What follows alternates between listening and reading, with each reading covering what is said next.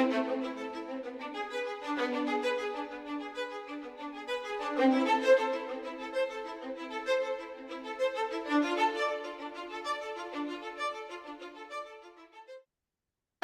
and welcome to all of our listeners in the US and abroad. Today, I have my dear friend, Captain Monroe, my co-host, my cohort, my best friend. Captain, thank you so much for joining me today. Always a pleasure. Always like being here, and we always have a lot of fun in our conversations. So we'll see how today's conversation goes. Today shall be no different, my friend. So again, welcome to everyone. Season 3, episode 4 of the Doc Talk podcast. My friend Captain Monroe with the International Association of Maritime Port Executives and myself, Amy Andrus, the Inland Rivers Ports and Terminals Association. We're just simply here to bring you all the latest and greatest, the gossip and what's going on trend-wise in the maritime industry, both in our river system and in our deep blue ocean waters. So welcome again to everyone. Captain, I am so excited to put you on the spot today and ask you, I know that you just held a big event down in Gulfport, Mississippi, kind of continuing education for the legal kind of realm and aspect. How did it go? What'd you learn? What's the newest and greatest gossip? Well, I think it was very exciting, and the nice thing about it was that, your conferences you generally have several hundred people who come, right? Our conference we had less than 50 people, and they were all senior managers and executives and everything. And there was a great discussion on logistics. There was the discussion about our new undergraduate program for trying to encourage young people at college age to come into the industry. But I think, and then of course we were welcomed by John Nass, who gave us a great talk about what was happening down in Gulfport. I think the most interesting thing of it was Beth Rooney's conversation with us about what happened with the Grimaldi Roro ship and all of the issues that emerged, all the mistakes that were made, and of course the two lives that were cost, two firemen. And she gave us a very blunt, as Beth always does, very blunt discussion about what could have done better, what should have gone better, and basically it was a good warning to everybody to pay attention to simple things like the international shore connection for firefighters, how to deal with crews, how to manage and make sure that terminal staff and everybody was aware of it. So it was really quite a wonderful discussion, and I think it was Now, very surprising to people. but for our listeners that may not be familiar with what you're talking about, this is Miss Beth Ann Rooney out of the Port of New York, New Jersey, and Right. this is the Grimaldi ship. It caught fire at the dock. Yeah, there was a fire aboard the ship. And what happened was, this happened several years ago. And Beth is the CEO of the Port of New York and New Jersey. She's, head of the Maritime Department up there. Also a graduate of our program. And she this Grimaldi ship had come into the dock to unload cargo, and they were using equipment to put our previously owned vehicles and try to position them onto the vessel and everything like that. And the vehicle that they had employed was a modified Jeep that they were basically pushing the cars into position and everything. And it caught on fire, and of course it set the decks on fire. And little things that happened like they used the CO2 system to suppress the fire, but there was a door open. The crews went aboard and tried to fight the fire. They didn't really have the right equipment and everything. There was nobody on the terminal side aware of the plan or even how to use the international shore connection. So it was quite remarkable because we all sat there as we listened to her, said, "There, but by the grace of God, go us." And so as a result of that discussion, we have added new aspects into our coastal port tariffs in regards to making sure that the international shore connection, which is the connection that allows the firefighting systems on the shoreline to be connected to the ship's firefighting system so that there's plenty of water pressure and everything. And we've added that to the tariffs where people need to be aware of it, need to be instructed where the positions are before any type of cargo handling goes on. It's a fire and safety issue. And unfortunately, as I say, it costs 2 firemen's lives. Absolutely. And that's so heartbreaking. My heart goes out to those families. It wasn't too long ago, a couple weeks ago, that we actually had a flash fire on board a vessel. It was currently being repaired. But that employee did have severe burns, was airlifted to the hospital, and thank God, he survived. Um, but it does really bring forth the issue of, emergency response, and how often is too often, which is never, to be connecting with our local firefighters as far as, here's what we have going on in our facility. Here are the kinds of transportation. Here's the kind of transportation that we provide in the different modes. It may be rail, it may be barge, it may be via truck, but making sure that we're inviting those emergency responders to our property, whether it's quarterly, right? But making sure they know what we handle and the kind of emergency response is appropriate for that kind of material and that kind of mode of transportation, I think is absolutely crucial. Yeah, and under the Code of Federal Regulations, any port that has facilities, we are supposed to train our people, right? Not only our internal staffs and stuff like that, but also work with firefighters and police to make sure that they're properly trained. Now, it's a bit nebulous in the CFRs exactly what is to be included. And taking people on a tour of a cruise ship, firefighters is not, and having lunch is not exactly, what I'm talking about here. And what I think we need to understand is this: 90% of the accidents that occur in the port maritime industry are directly related to human error. Mhm. We have all these plans that nobody ever looks at. We have all these drills and exercises that we're supposed to do that people don't do. Firefighters, and this is not a criticism of firefighters, but they're used to fighting structural fires, house Right. fires, and everything. And you go aboard a vessel and you're fighting a fire on a vessel, right? And it's an entirely different environment. I mean, one of these 2 firefighters that was killed on the Grimaldi ship was only feet from an escape hatch, right? Mhm. But was unaware, right, of the structure of the inside of the ship and everything. So people really need to be trained. And when I was a port director and as a deputy port director, I ran into this circumstance all the time.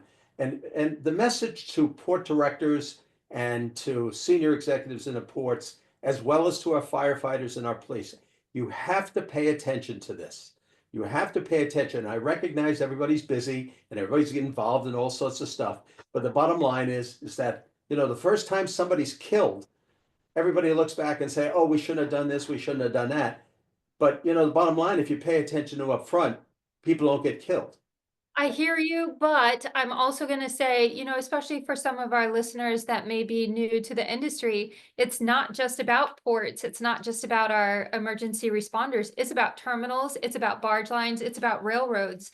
A couple years ago, when Dad still owned the railroads, remember I was telling you we did emergency response drills for the railroads. So our local emergency, our county emergency response teams, brought together NOAA, and this was following East Palestine, but simply having a safety plan on the bookshelf is not enough. It needs to be housed at my house. It needs to be housed in my office. It needs to be housed in my car. You don't know when an emergency is going to happen or where you're going to be when it happens. So making sure that you have it and you have it in multiple locations, maybe even digitally, but also that you're practicing it, because once the disaster happens, we do kind of like lose our minds and we're like, oh my gosh, what do I do now? Well, if you're practicing it, it becomes muscle memory, so that when the disaster does happen, it's like that muscle just kicks right into gear and we know what we need to do. But what's interesting about the emergency drills that we did on the railroads a couple years ago is that the firefighters weren't there. we had NOAA, we had the emergency county response teams, but we didn't bring in the firefighters. And so like, that's the most crucial part of it, right? Is making sure that, if we're handling, fertilizer, ammonium nitrate, et cetera, whatever, that the firefighter knows how to handle that type of material. Because unfortunately, and what we saw in Hanjin, and other, places, is that if you try to fight the wrong fire with the water, you can create an even bigger disaster than what was originally, there. So I just think, having your plan in place, having in multiple locations, practicing the plan, communicating with the right people, the emergency responders, etc., is going to set all of us up for success should something happen. And you just never know if it's going to be us or if it's going to be our neighbors. And you just can't. I'm not a gambler. I've never gambled. I've never been good at gambling. And I'm certainly not going to gamble with, the assets that I serve my community with. Well, and every time we have an accident, there's always a knee-jerk reaction. Get all these new regulations that come out. We always used to say that, and still do, that most of the regulations out there are written in human blood, and that's really the truth.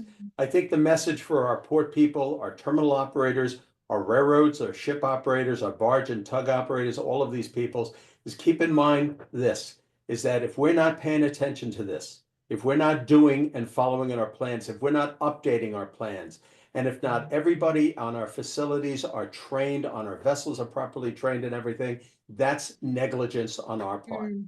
Oh right? my And gosh. My attorney downstairs, I'm sure, is just giggling right now talking about negligence. So I totally get it. And such a great point. If you know that you could, potentially be injuring somebody by not practicing, by not training properly, could you be held negligent? I would love to bring the attorney up here. yeah, well, I know, and and people get this false sense of security that, oh, it's not going to happen. I was in Boston, my first week there, somebody was killed, right? When I got up to Portland, we had two people killed in Portland. It wasn't directly on our facility, but it was associated with our facility. We were providing space to tenants and stuff. People get injured, people get hurt, people get run over, and the bottom line here is that we have to pay attention. We have to have a safety culture in place. And we've got to help everybody understand that it goes all the way from the CEO right down to the guy who's sweeping the floors at night, when everybody's gone home, right? And if we don't understand that, we as port leaders, we as industry leaders need to set that forth. And I know people sit there and say, I'm tired of hearing about safety. I'm tired of hearing about security. It seems to be the prevailing subject matter. But you know Then what? you're in the wrong business. That's right. Exactly. It's gonna happen. It's gonna happen in our facilities, and we better get a grip and we better pay attention to it. That's right. Okay, so what else was talked about? What's the other gossip?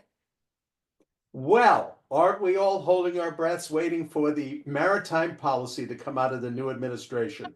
Holy smoke.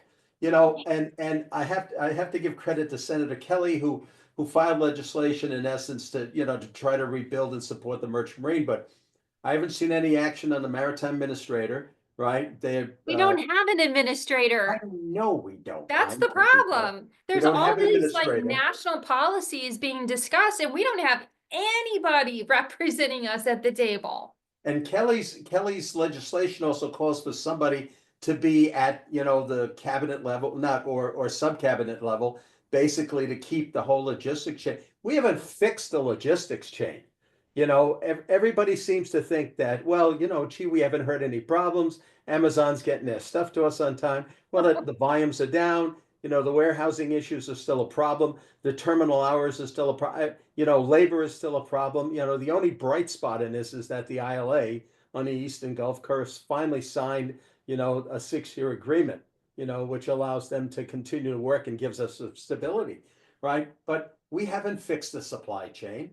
And the problem is that in our industry, well, certainly at the political level, we are always reactive and not Right. proactive. All right, Exactly. we got to get a grip. We got to understand this. Everybody's so tariffs and all the rest of this stuff. The bottom line is, you know, if the cargo was flowing, if the economy was good, the bottom line, if we began to see higher volumes coming in, And we're looking at probably, we're predicting somewhere between 6 and 8% growth on international trade, coming through the ports. But the bottom line is that if there's another thing like what happened with COVID, right, our supply chain would fail. It would fail. And, I see all these different schools and everything, new schools of logistics coming. Well, it's the same old stuff. They're all teaching the same old stuff. They just renamed it. Yeah. Bottom line is let's pay attention to it and let's make it work more effectively. So I'm waiting with bait on my breath, right, for the day that we begin to see a cohesive policy. Been waiting since Harry Truman was president. So we'll see. Is that Senator Kelly out of Arizona that Yeah, yeah. introduced that? Mark Isn't that Kelly, amazing? he's a graduate of the U.S. Merchant Marine Academy. Representing a landlocked state. Right, but well, I did go to the. I actually have a meeting request in to meet with him in March, and I have not heard back from his team. So Well, yeah, that's sometimes that happens, but yeah, I was at an event at the Great Port of Phoenix one time, so what can I say? But you're right, it is a landlocked state. And one of the concerns I have too is that I still see people sporadically talking about, well, we need to do something with the Jones Act. All right. oh my gosh. And here's the bottom line is when every other country in the world starts doing something with their own cabotage laws, then we should step up as well. But nobody else is doing it. In fact, everybody's getting more protective of their commerce and everything like that. So it's there's nobody paying attention to it until you have a disaster, right? Yeah. Look at all the stuff going on with flying right now, right? It just seems like one thing after the other. Well, how many issues do we need to have in our industry? How many problems do we need to face, and how many supply chain clogs up do we need to have right now? And it's not until it happens that somebody's going to say, "Oh, we should do something. Let's create a task force." And let's pick all these key political guys and we'll stick them in that position and they'll solve everything. Yeah. Horse hockey. Horse hockey.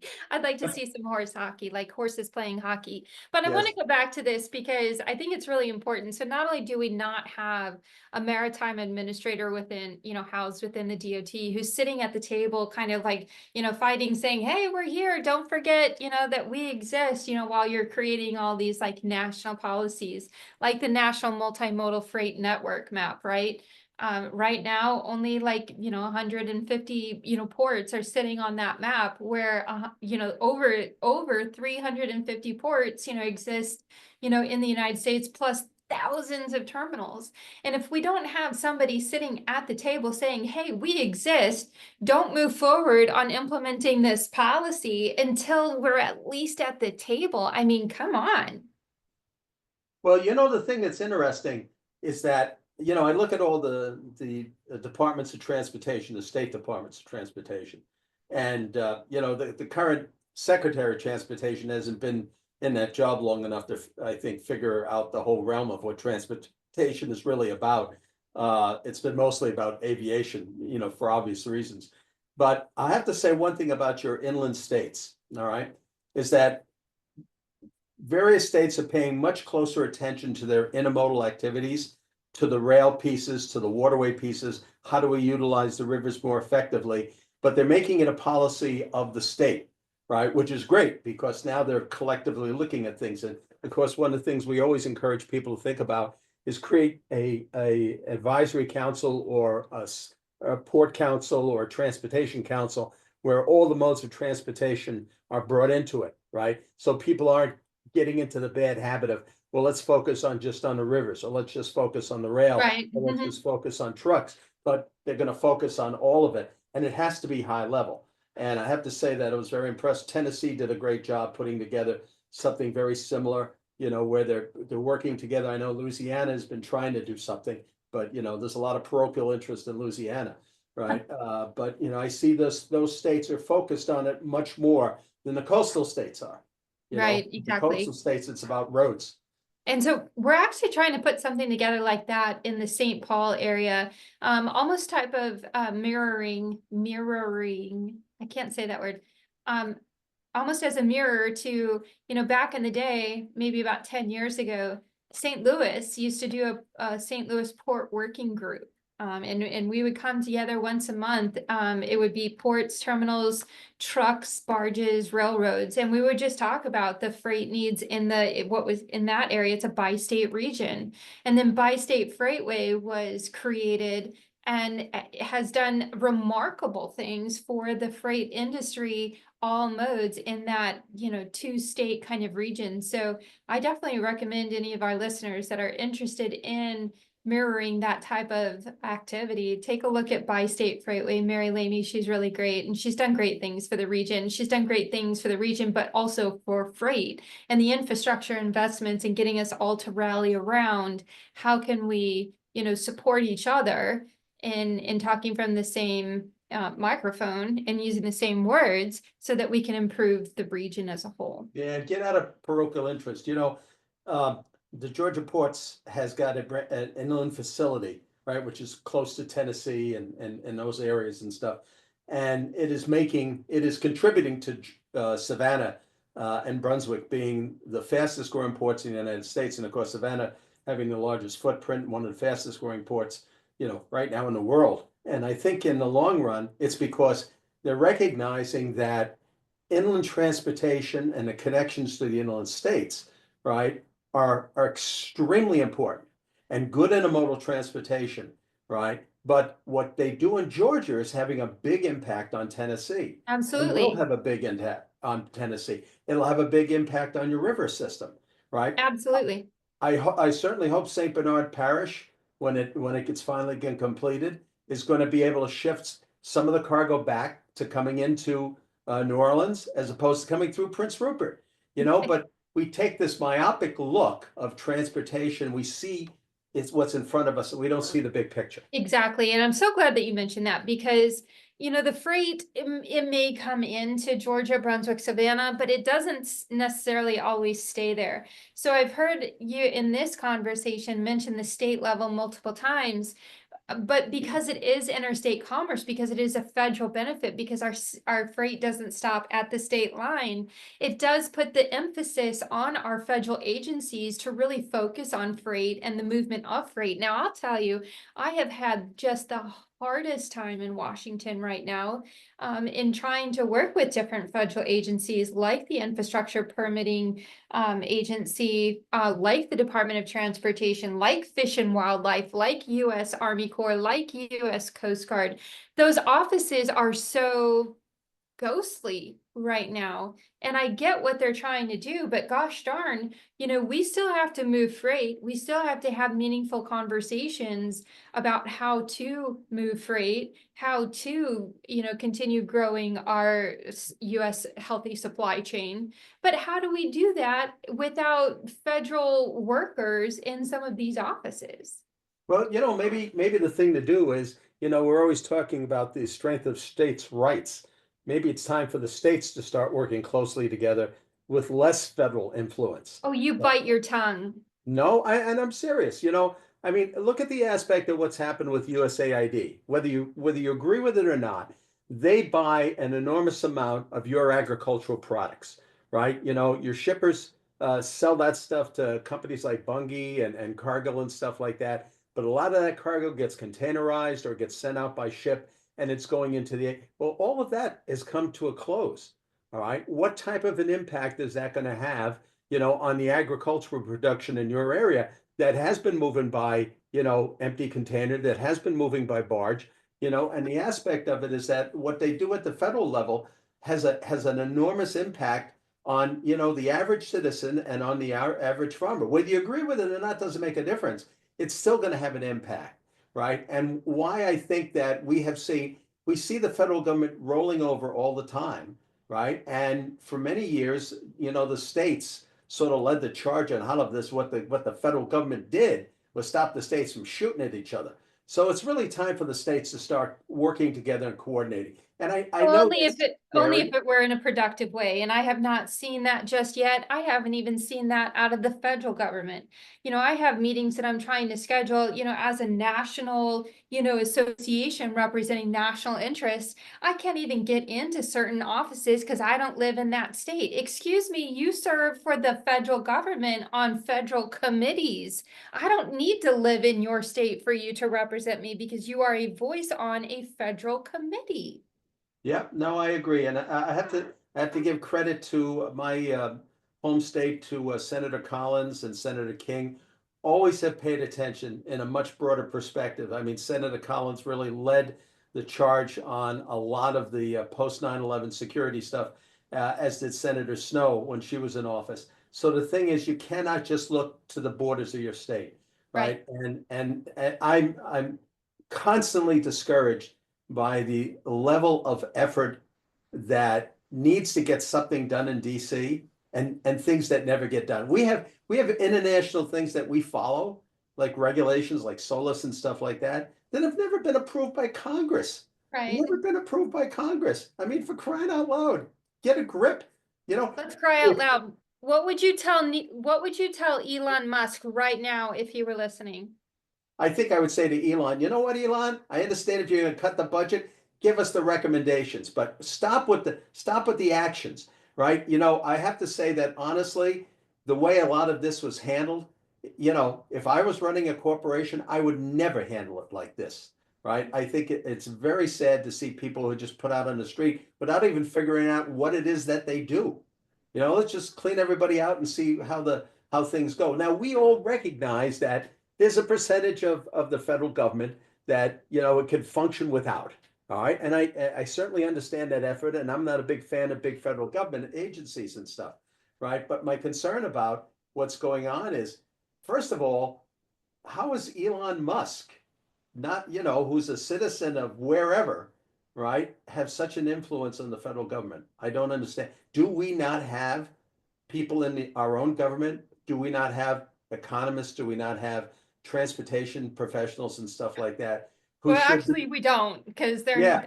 they won't meet with us if we had them. Some of them we don't have them. So yeah, no, Bureau of Transportation's statistics, they won't meet with us. Department of Transportation doesn't have a maritime administrator. I hear what you're saying, but also these people are non-existent and not willing to work with us. Well, I think they're scared to work with us. I think that's what it boils down to. I have friends who work for the federal government and go like, you know what? I don't want anybody to know who I am. I don't want to get any emails. I don't want to raise my head up, because one of the first things that went out, from the federal government, from the president's office was, unless you've cleared public information, through one of our appointees and stuff like that, you're not allowed to put it out. So I think there's a deep concern. Everybody's keeping their head low, and I understand that. But the thing is that our industry continues to move forward, right? With or without politics, the industry continues to move forward, right? And the bottom line is that we have critical issues that have to be addressed, issues that have to be addressed on the river system, on the coastal system. Everybody's scratching their head about the future of funding. We recognize that we're well into the funding, through the PDIP program and stuff like that. Do we apply again? Well, so far nobody's told us not to, right? But the reality, I think, in all of this is that there's so much uncertainty. And you know what? We don't work well with uncertainty. I don't. I certainly don't. I love my routine. I hate surprises, so I'm right there with you. I don't work well with uncertainty. But there's a couple of things that are for certain is that IRPT and the IAMPE, we're going to continue to be here as a resource for all of our members. I know that you work very hard in providing those resources digitally and in person for your members. So where are you going next? Well, I'm very pleased to see that we have worldwide, we've had 3,000 people plus who have been certified, and as you know, we're the only association that does professional port and maritime certification, right? Many of your members, have gone through a certification program, which we're very happy about. We have expanded into international markets. Hopefully soon, we're in Canada. We've already offered Spanish language programs, hoping to be more in Latin America, Brazil, certainly Australia. We have programs right now planned for New Orleans, Baltimore, and the Port of New York and New Jersey, and several other programs that are moving forward. Want to get back to Hawaii, do a program out there. So we're trying to take the programs out to different people geographically to make it easier for them. But I think in the long run, the one thing that has been very positive, right, and you see it on your side as well as I see it on the coastal side, is that there are more professionals who are coming from the industry who are coming up and now leading our ports, our terminals, and many of these facilities. And that has been a positive move because, dare I say, right, that this has for a number of years, certainly in my early history in this industry, been kind of a political dumping ground. And fortunately, it's not, it's becoming less and less. Doesn't mean Yeah, that we don't have to understand politics. But when you look at all the ports, when you look at the people like Beth Rooney, graduate of Fort Schuyler, right? When you look at somebody like Griff Lynch or Ed McCarthy, graduates of Fort Schuyler. When you look at Cap Murray at Port Canaveral, right? Graduate of Maine Maritime Academy. And not just maritime people, but people who have been in the industry who have come up through the industry, right? And that's wonderful because this is a complex business. yes. All right. And we can sometimes get through because we're making so much money in it, right? But the bottom line, it's a complex business. There's a lot of politics involved, a lot of technical expertise required. And the bottom line here is that unless you have good people like yourself and the people you represent, right? Unless you have good people running these ports, it's going to put us at a disadvantage. Go to Rotterdam and see who's running that port. Go to Singapore, see who's running those ports. Go to the Chinese ports and see who's running those ports. They're not a political appointee, right? Sure, They are absolutely. professionals. So if we had a listener on here today and they wanted to come to the next IAMPE class to meet you in person, where would that be? Oh, to meet me in person. Well, it would probably be Baltimore. I'm Okay, doing the program in Baltimore. And then I'll be doing the program in New York and New Jersey. okay. But we have a distinguished instructor, Dale Murray, who is going to be teaching the course in New Orleans. He's an exceptional individual, ran the Watco facilities, the port operations in Watco for many years, right? And he's in the National Guard, and he's done an outstanding job. So, you know, from my perspective, unlike you, I'm getting older, right? And I think that we now have 12 well-qualified faculty, you know, in the program who are teaching a wide variety of things, everything from logistics to inland port activities and coastal port activities.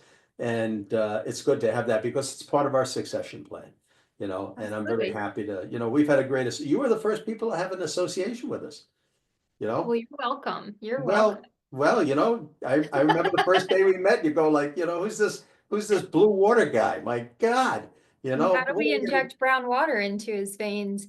Well, for yes. any of our listeners that want to meet me, we actually have quite a few meetings coming up. Our IRPT spring basin meetings are upon us. We have the Upper Mississippi River Basin meeting and the Lower Mississippi River Basin meeting both in March. We have the Illinois River Basin meeting, the Ohio River Basin meeting up in Pittsburgh, both in April. So I do hope that our listeners will let me know that you've heard us on Doc Talk, that you've come to the Basin meeting. We'd love to hear from you. We'd love to meet our fans and see our people. And when you sit down with the Don, you better straighten them out. I'm Well, gonna. get them to pay attention to our world. All right? I'm gonna let them know we matter. Absolutely. That's the important thing. My friend, thank you as always. It's been a pleasure seeing you again, and until next time. Sounds wonderful. Look forward to it. And you know, I'm very pleased that our conversation's getting a little bit more lively. Nothing worse than a boring podcast. That's right. Thank you so much. Thank you to our listeners all over the United States and beyond. We shall see you next time. Take care, everybody.